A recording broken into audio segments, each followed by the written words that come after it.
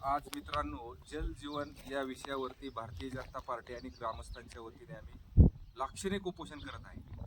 आमचे लोकप्रिय मुख्यमंत्री देवाभाऊ यांचे लक्ष वेधण्यासाठी या जल जीवनचा आज कळसमध्ये सगळ्यात बेकारी झालेली मित्रांनो. 3 वर्षापासून जल जीवन हे सगळं विस्कळीत झाल्यामुळे लोकांना 60 रुपयाला ते 50 रुपयाला 2 सिलेंडरचा ड्रम घ्यावा लागतो.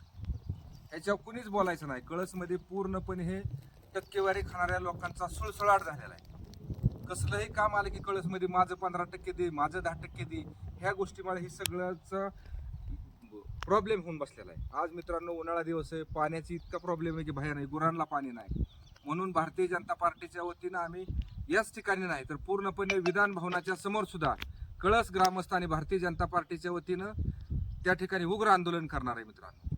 हे पूर्णपणे आज बघा, आज किती 3 वर्षापासून झालंय. या टक्केवारी खाणाऱ्या लोकांचा फार मोठा सुळसुळाट झालेला आहे की जलजीवनच्या पायपा एवढं मोठं मोदी साहेबांनी आम्हाला पाणी दिलंय. 45 वर्ष परत मिळणार नाही एवढे मोठे पायपा, एवढं मोठ्या सगळ्या गोष्टी दिल्यात मित्रांनो. त्या महिलेचा विचार करून, त्या घरातल्या प्रत्येक माणसाचा विचार करून, म्हणजे मित्रांनो 1000 जर कुटुंब असेल तर एका कुटुंबाला 3.5 लाख रुपये याप्रमाणे मोदी साहेबांनी आपल्याला रक्कम दिलेली आहे. 3.5 लाख रुपये प्रत्येक कुटुंबाचं जर ह्या गावपुढाऱ्यांनी जर खाल्लं, हे काम पुरं कसं होणार? ठेकेदाराची यामध्ये काही चुकी नाही. ठेकेदार काहीच करू शकत नाही. त्याला शिव्या देतात, दे पैसे म्हणतात, माझे टक्केवारी दे म्हणतात.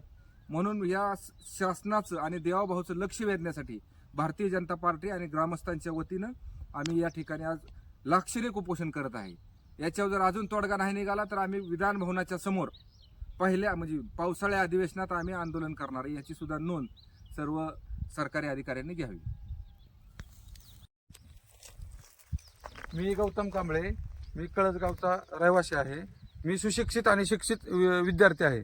तर कळसगावामध्ये अशी घटना घडलेली आहेत की मोदी साहेबांनी कळसगावासाठी जलजीवन योजनेसाठी 35 कोटी रुपये दिले होते. तर ते योजनेसाठी जी दिलेली रक्कम जी आहे त्या दिलेल्या रकमेचा गैरफायदा घेतलेला आहे. तर ठेकेदाराच्या ह्याच्यामध्ये काही चूक नाही. ठेकेदार काय करणार आहे? जो वरचा अधिकारी सांगणार आहे, जो कोण नेता असेल तो जो सांगणार तेच ते करणार आहे. तर त्याच्यावरती बी जीव घेण्याचा हल्ले झालेला आहे ठेकेदारावरती की ह्या पैशा पाहिजे. तर आम्हाला एकच आमची विनंती आहे सरकारला की तुम्ही कृपा करून ह्याच्याकडे दुर्लक्ष न करता गांभीर्याने ही गोष्ट घेतली पाहिजे. महिलांना पाणी पिण्यासाठी किंवा गावातल्या लोकांना पाणी पिण्यासाठी अक्षरशः लोकांना 100 रुपये लिटरनी, महिला 300 रुपये रोजाने कामाला जाते. तर त्यांना 100 रुपयाने एक ड्रम घ्यावा लागतोय पिण्यासाठी. तरी अशी बिकट परिस्थिती या कळस गावामध्ये आलेली आहे. आणि ह्याला सर्व जबाबदार कळसमधले जे भ्रष्ट नेता आहेत, जे भ्रष्ट राजकारणी लोक आहेत, तर ते त्याला जबाबदार आहेत लोक. आज हे बघताय तुम्ही, पाहताय तुम्ही, 4 वर्ष झालं. आज आपला 4 वर्षामध्ये जर आपण विचार केला तर एक्सप्रेस मुंबई हायवे सुद्धा होऊ शकतो. पण 4 वर्ष झाले तर पायपा सडत पडलेल्या आहेत. पायपा अक्षरशः पायपांना हे झालेलं आहे, खराब झालेल्या आहेत पायपा.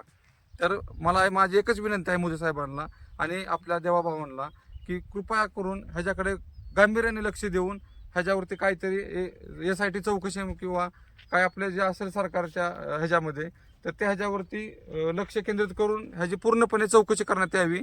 आणि जो काही योग्य निर्णय असेल किंवा जो काही कोणी ह्याच्यामध्ये दोषी आढळल त्या लोकांवरती कठोर कारवाई केली जावी, ही माझी विनंती आहे.